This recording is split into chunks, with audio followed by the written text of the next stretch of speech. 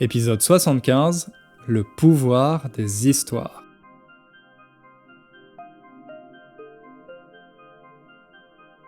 Salut à toutes et à tous, bienvenue, c'est Hugo et comme d'habitude, je suis très content de vous retrouver pour ce nouvel épisode.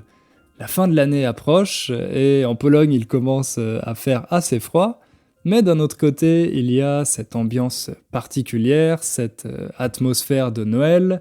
Les rues sont décorées avec de très jolies illuminations multicolores, donc même si le soleil se couche de plus en plus tôt, c'est assez agréable de se promener le soir et de voir toutes ces décorations. Mais dans cet épisode, on va pas parler de Noël parce que c'est un sujet que j'ai déjà traité. Donc si vous voulez savoir un peu comment se passe Noël en France, je vous invite à écouter celui que j'avais fait l'année dernière, il me semble. Ou alors peut-être que c'était il y a 2 ans, je me rappelle plus. Enfin bon, bref, vous pouvez le trouver facilement. Le titre, c'était Noël en France. Dans cet épisode, comme je l'ai annoncé dans le titre, on va plutôt parler des histoires et de leur pouvoir, de leur influence. Mais avant de commencer, je vais laisser la parole à un auditeur du podcast qui s'appelle Trevor.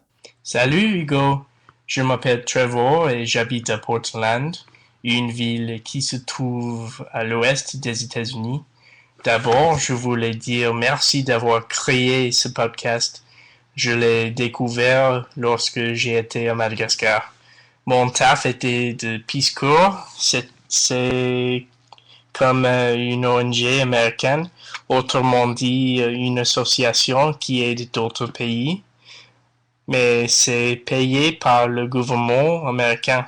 Au début, on était ensemble, environ 40 personnes, pour une formation près de la capitale malgache pendant 3 mois. On a appris la langue malgache et aussi la culture malgache. C'est une belle langue pleine d'expressions tellement uniques. Après cette formation-là, on a déménagé dans beaucoup de villes de différentes tailles. Mais souvent, on a habité dans de petits villages. Ensuite, je me suis mis à travailler dans un CSP, ça veut dire Centre de la santé de base. C'est le plus bas niveau d'hôpital dans ce pays. À part ça, j'ai beaucoup fait.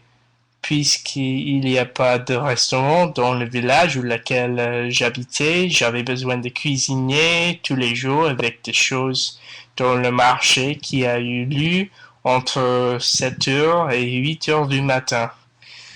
J'ai aussi joué avec des enfants tous les jours, bien sûr.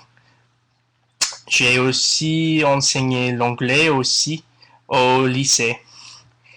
C'était un changement très transformateur. Je me sentais que j'avais plongé dans un grand bain, mais en général, je suis content que j'ai fait cette expérience. J'avais beaucoup de temps pendant mes loisirs, du coup, j'ai aussi décidé d'apprendre le français. Je l'ai commencé il y a presque 2 ans. À Madagascar, peu de gens parlent français, surtout dans la brousse, mais il y avait toujours des mots et des expressions français en malgache très utilisés par le malgache dans leur vie quotidienne. Madagascar était une colonie de France autrefois et la France est toujours proche de Madagascar dans beaucoup de matières. Et je pense que la France donne un coup de main de temps en temps et c'est pour ça que c'est difficile pour ce pays de lâcher et trouver son propre chemin. Il y a beaucoup de problèmes dans Madagascar et je pourrais en discuter pour toujours, mais je pense que je suis terminé longtemps.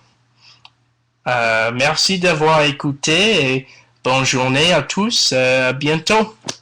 Merci beaucoup Trevor pour ce message et surtout merci pour ta patience parce que tu me l'as envoyé en juillet et je le passe seulement maintenant dans le podcast. Comme je vous le dis, j'ai un stock assez conséquent de témoignages Et comme je fais des épisodes de moins en moins souvent, eh ben, ces témoignages s'accumulent. J'ai pris beaucoup de retard. Donc voilà, merci Trevor d'avoir été patient, d'avoir attendu jusqu'à aujourd'hui pour t'entendre. Bon Trevor, tu m'impressionnes comme beaucoup d'auditeurs d'ailleurs parce que tu apprends le français depuis seulement 2 ans, mais tu le parles déjà très bien. Et ce qui est intéressant aussi, c'est que dans ton témoignage, tu as utilisé plusieurs mots d'argot. Donc l'argot, c'est la langue, on pourrait dire, informelle. Par exemple, tu as utilisé le mot taf, tu as dit mon taf. Alors, si vous ne connaissez pas ce mot, le taf, c'est un mot d'argot pour dire le travail. Donc mon taf, ça veut dire mon travail. Et ça s'écrit tout simplement T-A-F. Bref, j'ai trouvé que ton témoignage était vraiment très intéressant. Ton expérience à Madagascar avec les Peace Corps, tu nous as donné plein de détails. Par exemple, le fait que tu devais te lever tôt le matin pour aller faire le marché. Bon, en France, en général, les marchés durent un peu plus longtemps. On n'est pas obligé de se lever à 7 heures pour y aller. Mais j'imagine que là-bas, le rythme de vie est complètement différent. Et en plus, tu as eu l'occasion de tester, de faire plein de choses différentes en travaillant dans ce centre de santé, en enseignant l'anglais au lycée, etc. Donc, comme tu l'as dit, je suis sûr que c'était vraiment une expérience très formatrice et un grand merci à toi de l'avoir partagé avec nous. Effectivement, comme tu l'as dit, Madagascar a été une colonie française et il y a encore d'étroites relations entre les deux pays. Ah oui, ça c'est un adjectif. L'adjectif étroit, c'est le contraire de large. Par exemple, quand on dit qu'une rue est étroite, ça veut dire qu'elle n'est pas large. Et on dit aussi, pour parler de relations, quand on dit des relations étroites, ça veut dire des relations assez proches. Et plutôt que proche, en général, on utilise l'adjectif étroit, étroite. Donc effectivement, la France et Madagascar ont encore des relations étroites. D'ailleurs, ça ferait peut-être un sujet intéressant pour un épisode. Je vais y réfléchir pour l'année prochaine. Bref, encore merci Trevor. Je pense que tu as acquis des bases vraiment solides, tu as un très bon français et j'espère que tu vas continuer d'utiliser la langue et d'approfondir ton apprentissage. Maintenant, sans transition, j'ai une bonne nouvelle à vous annoncer. Mon nouveau programme est enfin terminé. Après quasiment 6 mois de travail, ça m'a pris beaucoup plus de temps que ce que j'avais imaginé. Mais je suis vraiment très content du résultat. Et surtout, je suis content de pouvoir enfin vous le présenter, vous montrer le fruit de mon travail. C'est un programme qui s'intitule « Raconte ton histoire ». Et vous vous demandez peut-être pourquoi j'ai choisi ce titre et pourquoi j'ai décidé de centrer ce programme autour des histoires. Justement, je vais essayer de vous apporter la réponse à travers cet épisode. On va voir pourquoi les histoires sont tellement importantes pour nous et en quoi elles peuvent vous aider dans l'apprentissage d'une langue. Allez, sans plus attendre, on commence.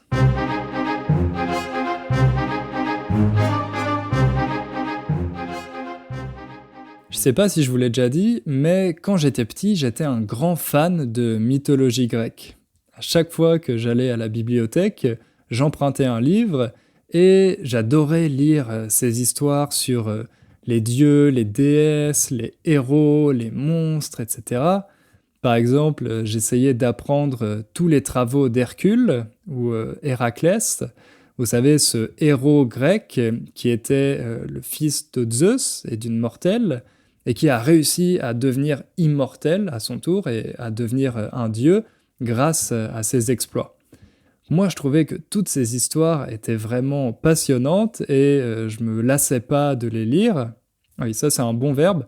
Se lasser de faire quelque chose, ça veut dire que quelque chose devient ennuyeux et que vous avez plus envie de le faire. Se lasser de.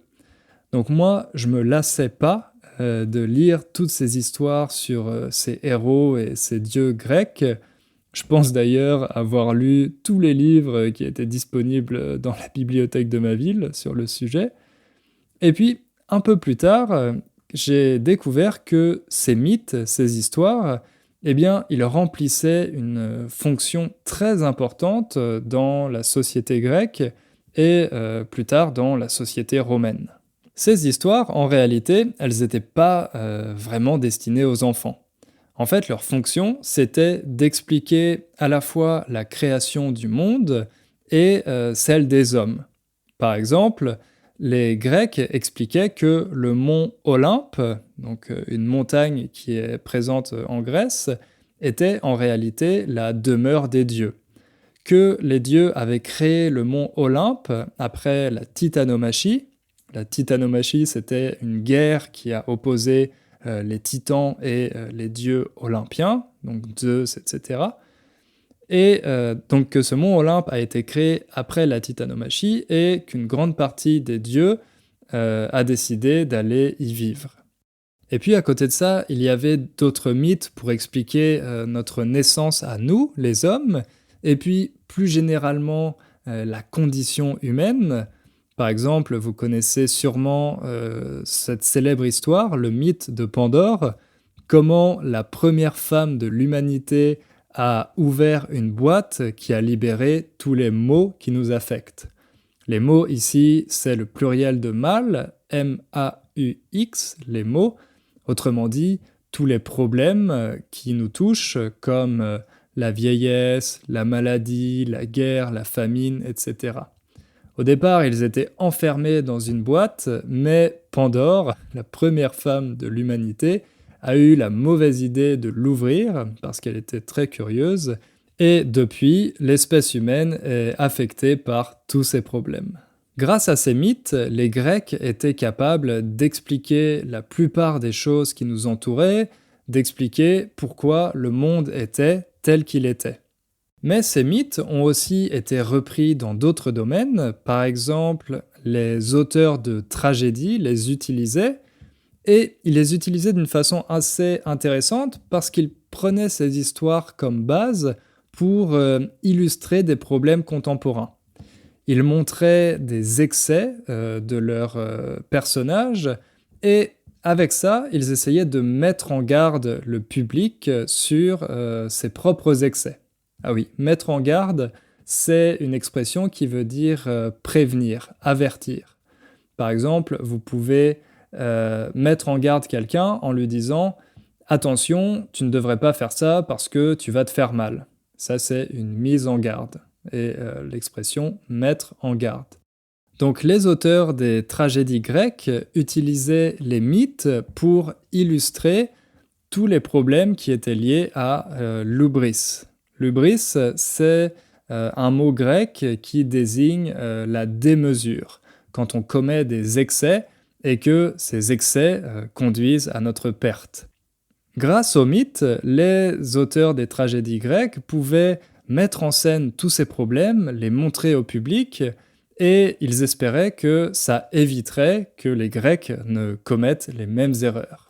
Donc on pourrait presque dire qu'à travers les tragédies, les mythes avaient pour rôle de donner une leçon de morale. Et ce qui est intéressant, c'est que pendant l'Antiquité, les Grecs ne faisaient pas de distinction tranchée, de distinction nette, entre les mythes et l'histoire. L'histoire au sens des événements historiques. Par exemple, ils considéraient que les grands héros comme Achille, Thésée, etc. avaient vraiment existé, qu'ils avaient vraiment vécu à une époque qu'ils appelaient l'époque héroïque et qui s'était déroulée seulement quelques générations avant eux. Et les grandes familles nobles, les familles royales, utilisaient même ces héros en disant qu'ils faisaient partie de la même famille, que ces nobles étaient les descendants de ces grands héros. En fait, ils utilisaient ces généalogies mythiques, héroïques, comme un argument dans les accords diplomatiques entre les familles, entre les cités, etc. En plus de ces mythes, il y a deux récits qui ont vraiment joué un rôle fondateur pour la civilisation grecque. C'est bien sûr l'Iliade et l'Odyssée. Deux épopées qui ont été écrites par Homère. Alors, il y a des théories qui disent qu'en fait, Homère n'existait pas et que l'Iliade et l'Odyssée ont été écrits par plusieurs poètes et qu'ensuite ces textes ont été rassemblés. Bon, ces théories ont été démenties aujourd'hui, les experts n'y croient pas, ils sont sûrs qu'un poète nommé Homère a vraiment existé et a vraiment écrit l'Iliade et l'Odyssée, mais ensuite, effectivement, il y a peut-être eu quelques ajouts qui ont été faits par d'autres auteurs. D'après leurs recherches, l'Iliade et l'Odyssée ont été écrites entre le 9e et le 8e siècle avant Jésus-Christ, et ce sont des récits qui racontent l'histoire de deux héros. D'un côté, Ulysse, dans l'Odyssée, qui est un voyageur, c'est le roi d'une cité qui s'appelle Ithaque, et il part dans un long voyage en mer, un périple, et il doit affronter plusieurs épreuves avant de pouvoir rentrer chez lui. Et de l'autre côté, on a l'Iliade qui raconte la célèbre guerre de Troie avec le héros grec Achille. Mais il faut savoir qu'à cette époque, l'Iliade et l'Odyssée n'étaient pas simplement des récits littéraires. En fait, dans l'Antiquité, c'était des œuvres que tous les citoyens, en tout cas les citoyens éduqués, étaient censés avoir lues et ils devaient même parfois les apprendre par cœur. Donc bon, je ne sais pas si vous avez déjà lu l'Iliade et l'Odyssée, mais c'est assez long, donc ça ne devait pas être facile de les apprendre par cœur. J'imagine qu'ils apprenaient seulement quelques passages. En fait, dans l'Iliade et l'Odyssée, Homère aborde aussi des thèmes comme la géographie, en faisant des descriptions des régions que traverse Ulysse, par exemple, de la morale, avec des exemples de personnages héroïques comme Achille, et puis aussi la botanique, quand il fait des descriptions de différentes espèces végétales. Bref, à l'époque, l'Iliade et l'Odyssée étaient plus que des histoires, c'était des véritables encyclopédies. Mais aussi des guides de développement personnel, parce que les Grecs pouvaient s'en inspirer pour savoir comment mener sa vie, quelles valeurs avoir pour être un héros. En fait, c'était vraiment une grande source d'inspiration pour tous les Grecs de l'époque.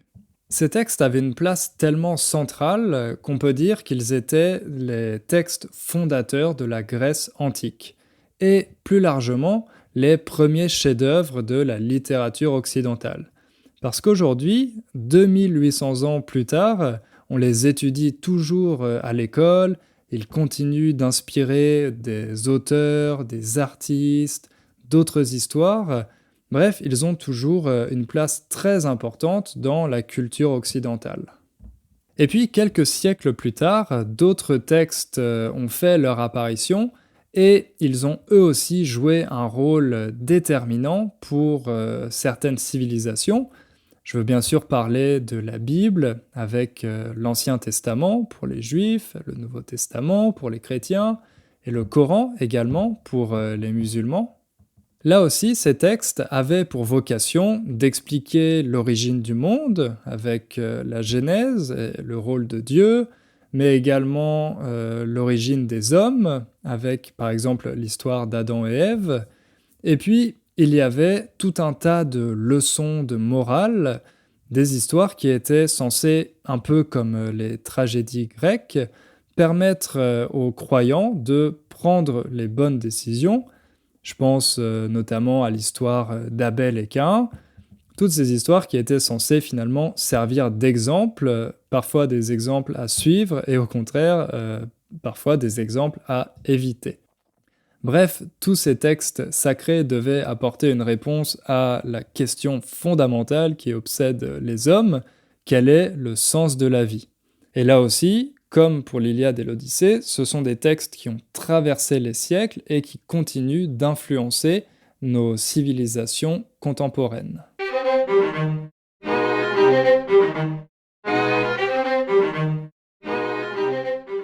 Justement, il y a un auteur qui s'est beaucoup intéressé à cette question du rôle des histoires dans nos civilisations. C'est le professeur israélien Yuval Noah Harari. Vous le connaissez peut-être parce qu'il a écrit un best-seller intitulé Sapiens, qui a été traduit dans plein de langues et qui s'est vendu dans le monde entier. Dedans, Harari essaye d'expliquer d'où vient notre domination sur les autres espèces animales. Pourquoi l'homme est au sommet de la chaîne alimentaire, même si on n'est pas l'animal le plus fort, ni même celui qui a le plus gros cerveau. En fait, la théorie d'Harari, c'est que ce qui nous distingue des autres espèces animales, c'est notre faculté à croire à des choses qui n'existent pas dans la vie réelle. En fait, notre grande force, c'est notre imagination. Par exemple, le fait qu'on croit aux dieux, aux nations, à l'argent, aux droits de l'homme, à toutes ces choses qui n'ont pas d'existence physique, mais qui sont simplement le fruit de notre imagination. Alors, pourquoi cette capacité à jouer un rôle tellement déterminant ? En fait, il montre qu'à l'époque de Sapiens, il y avait d'autres espèces humaines qui existaient simultanément. La plus connue, c'est peut-être Néandertal, mais Sapiens était la seule espèce à être capable de vivre dans un groupe de plus de 50 individus. Et ce qui permettait aux Sapiens de cohabiter, de coopérer, c'était justement le fait qu'ils croyaient et qu'ils partageaient différentes histoires. Ça permettait d'assurer la stabilité du groupe. Grâce à ça, Sapiens a pu se multiplier et créer des sociétés de plus en plus larges. Et dans ces sociétés, les entités imaginaires, comme Dieu, les nations, les sociétés, les entreprises, etc., ont progressivement pris le dessus. Autrement dit, ces entités ont eu plus d'importance que les réalités objectives, comme la nature et les autres espèces animales. Et c'est véritablement ça qui a permis à Sapiens, à l'homme, de dominer le monde.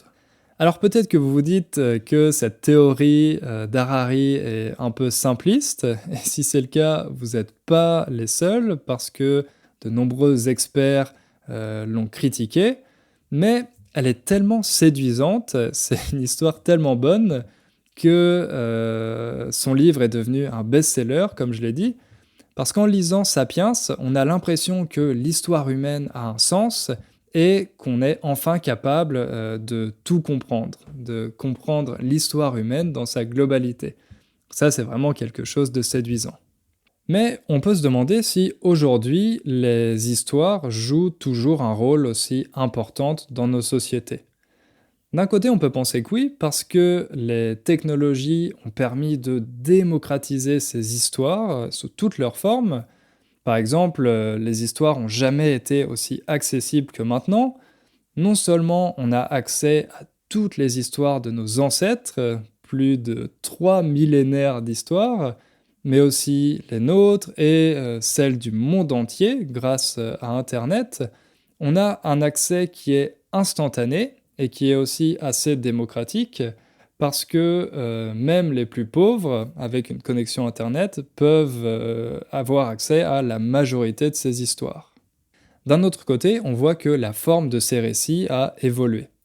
Au début, les histoires étaient principalement transmises par la voix orale, on racontait et on écoutait les histoires, c'était un peu le bouche à oreille. On pouvait aussi parfois les regarder, parce qu'il y avait une représentation des mythes, par exemple sur les vases en Grèce. Les mythes faisaient l'objet de décorations, on pouvait aussi les voir sur les temples. Et puis, un peu plus tard, avec l'écriture et la démocratisation des livres grâce à l'imprimerie, on a pu lire les histoires. Et depuis l'invention du cinéma et de la vidéo, on peut dire que les histoires ont pris une nouvelle dimension, parce que quand on regarde un film, on a quasiment l'impression de vivre l'histoire en direct, d'être plongé dans cet univers, et ça, c'est quelque chose d'assez addictif. Mais même si la forme a changé, le fond reste le même. Souvent, on fait l'opposition en français entre le fond et la forme. La forme, c'est la manière de présenter quelque chose, et le fond, c'est le contenu. Je dis que le fond reste le même parce que La plus vieille histoire du monde, c'est une histoire qui s'appelle l'épopée de Gilgamesh, qui remonte à l'époque de la Mésopotamie, donc le 3e millénaire avant Jésus-Christ. Quand je dis la plus vieille histoire du monde, c'est parce que c'est celle dont on a une trace écrite. Et l'épopée de Gilgamesh, c'était l'histoire d'un roi tyrannique qui a peut-être existé, on n'est pas sûr, qui voulait devenir immortel, et pour ça, il a dû affronter les dieux de la Mésopotamie. Donc ça peut un peu rappeler l'histoire d'Hercule, par exemple. Et en fait, dans l'épopée de Gilgamesh, il y a déjà tous les thèmes majeurs du récit initiatique. Le récit initiatique, c'est ce type d'histoire qui est très populaire dans les films, quand il y a un héros qui ne sait pas encore qu'il est un héros, et qui va devoir vivre une aventure pour découvrir son pouvoir, découvrir son talent, et ensuite évoluer et revenir dans son univers, mais avec des nouvelles capacités. J'avais consacré un épisode à ce sujet, c'était un épisode qui s'appelait Comment créer le héros parfait. Et en fait, ce type d'histoire est extrêmement populaire dans les films hollywoodiens, et quand on regarde l'épopée de Gilgamesh, eh bien, il y a déjà tous les ingrédients de ce type d'histoire. Donc des questions sur la vie, la mort, le destin de l'homme, la gloire, la sagesse, le bonheur, l'amitié, etc., etc. Toutes ces grandes interrogations, tous ces grands thèmes qui sont relatifs à la condition humaine.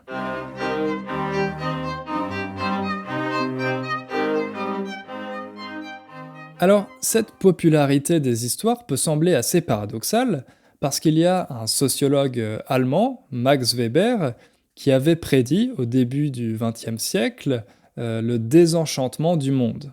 Je vous ai déjà parlé de ce concept dans l'épisode 39 sur l'amour avec la sociologue Eva Illouz.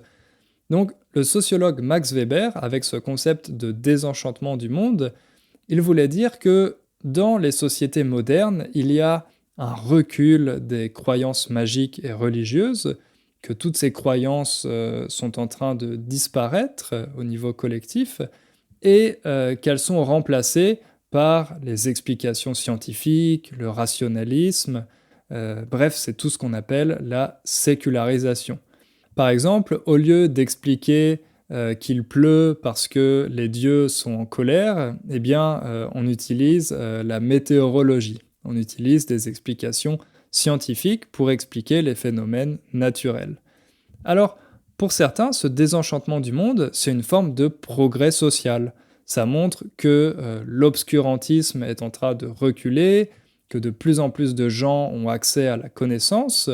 C'est ce que souhaitaient les philosophes des Lumières au XVIIIe siècle. Mais il y a un autre camp qui dit que ce désenchantement du monde, ça correspond à une perte de sens, que maintenant, l'homme moderne est inondé en permanence de flux d'informations, et qu'il n'a plus le temps pour se poser les questions profondes, les questions qui touchent à sa condition et à la spiritualité. Donc, si on suit cette logique du désenchantement du monde, les histoires devraient complètement disparaître de nos sociétés et être remplacées par la science et des explications, entre guillemets, rationnelles. Pourtant, aujourd'hui, on semble avoir de plus en plus besoin d'histoires pour expliquer la complexité du monde. Et il y a plusieurs exemples qui peuvent confirmer ça. Par exemple, il y a un retour à des formes de spiritualité comme la méditation. Moi, je vous ai dit que j'ai commencé la méditation il y a 2 ans maintenant, et j'essaye d'être régulier. Ça, on pourrait dire que c'est une forme de spiritualité, même si c'est une forme de spiritualité sécularisée, qui n'est pas forcément religieuse. Et puis, il y a aussi la popularité des théories du complot. J'avais fait un épisode sur les théories du complot. Quand on essaye d'expliquer un événement avec des théories qui sont différentes des versions officielles, qui sont en général des versions scientifiques. La popularité des théories du complot prouve que nous, les hommes, on a toujours besoin des histoires pour expliquer certaines choses, parce que les explications scientifiques sont parfois trop complexes, qu'elles ne sont pas satisfaisantes. Alors, au lieu d'essayer de comprendre le réchauffement climatique, eh bien, on préfère se dire que c'est une invention du gouvernement chinois. On préfère ce genre d'histoire que les explications scientifiques.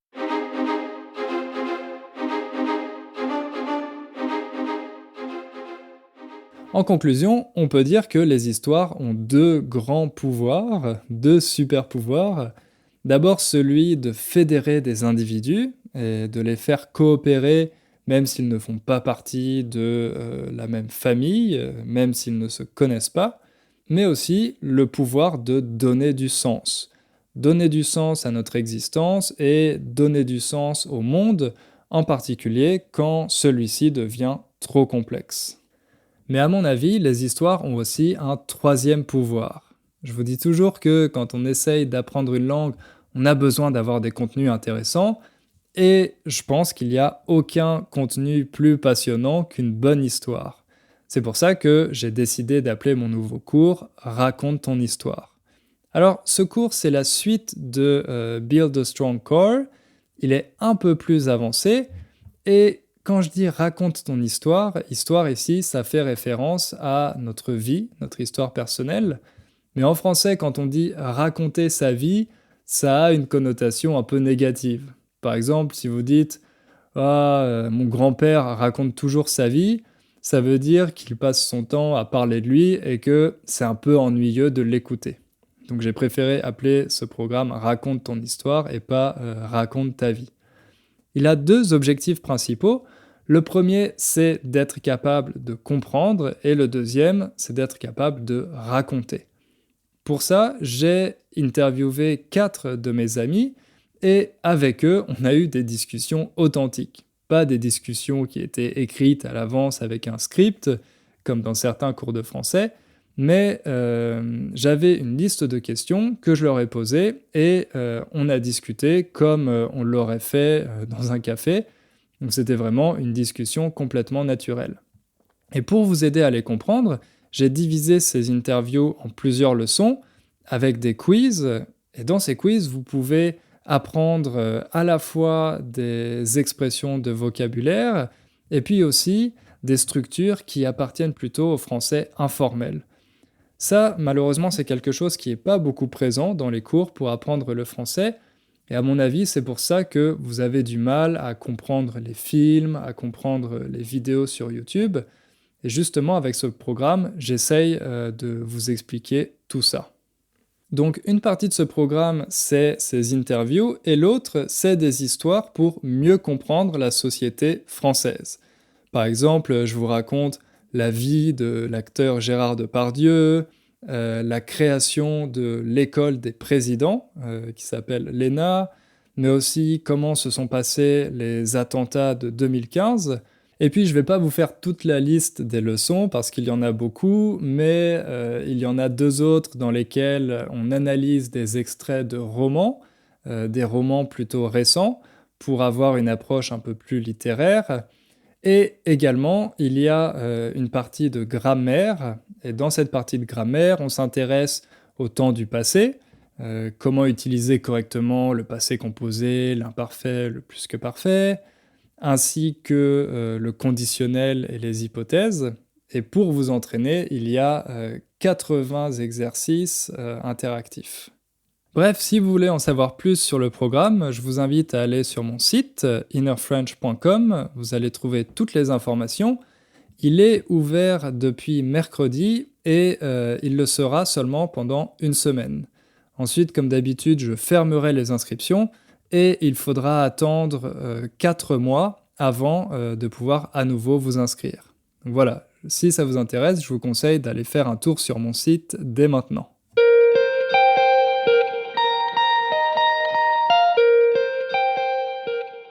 Voilà, l'épisode touche à sa fin, mais avant de vous laisser, on va écouter le témoignage d'une auditrice du podcast.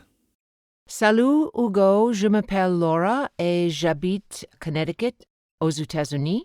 Merci pour tes podcasts et pour Build a Strong Core. Mais tous les quiz sont très difficiles pour moi. Je dois répondre les quiz beaucoup de temps et j'ai jamais tout fait correctement, même quand j'ai pris les quiz 2 et 3 et 4 fois. Je continue d'oublier les règles. Peut-être je suis tout simplement trop vieille. J'ai 68 ans. Mais peut-être tu me dis, s'il te plaît, qu'est-ce que c'est les rôles des comiques en France ou en Pologne? Ici, on a Stephen Colbert, John Oliver, Samantha Bee, Trevor Noah. Ils sont très politiques et très anti-Trump parce que beaucoup de gens ici sont très inquiets à des choses que Trump fait et dit. Et je me demande si c'est pareil en France ou en Pologne. Les comiques se moquent du président Macron ou président Kaczynski. Et peut-être que tu peux faire un podcast sur le sujet de les comiques en France ou en Pologne. Et c'est ça. Merci pour toutes les choses que tu dis et tu fais. Tu es très merveilleux. Et les podcasts et Build a Strong Core sont très bénéfiques. Et merci. Au revoir. Merci Laura pour tous ces compliments, je suis vraiment flatté. Je suis désolé que tu aies un peu de mal avec les exercices du cours, mais je voudrais te rassurer, non, tu n'es pas trop vieille. Dans mes cours, j'inclus des leçons et des explications de grammaire, mais c'est seulement pour vous aider à clarifier certains points. Je pense que vraiment pour apprendre la grammaire, la meilleure façon c'est de pratiquer la langue. Pratiquer, ça veut dire à la fois s'exprimer, à l'oral et à l'écrit, mais pratiquer la compréhension. Pour moi, c'est vraiment en mettant tout ça en application que vous allez réussir à apprendre la langue. Et les explications de grammaire dans les livres ou dans mes cours, c'est seulement un bonus. Donc ne te décourage pas, continue. Dans ton message, tu n'as quasiment pas fait d'erreur, donc je pense que tu as vraiment un bon français. Et c'est pas grave si tu fais quelques erreurs dans les exercices de mon cours. Merci également pour ta suggestion de sujet, c'est une très très bonne idée. Personnellement, je suis un grand fan de John Oliver, je regarde toutes ses vidéos et je pense pas qu'on ait vraiment d'équivalent en France, mais je pense qu'il y a quand même pas mal de choses à dire, donc je te promets d'y consacrer un épisode l'année prochaine. Voilà, on va s'arrêter là, merci de m'avoir écouté jusqu'au bout. À mon avis, il n'y aura pas d'autres épisodes en décembre, donc je vous souhaite de bonnes fêtes de fin d'année. Profitez bien du temps avec votre famille, reposez-vous, c'est ce que je vais faire moi aussi. Et puis, on se retrouve l'année prochaine, en 2020, pour continuer notre aventure avec le français. Un grand merci à tous et à bientôt.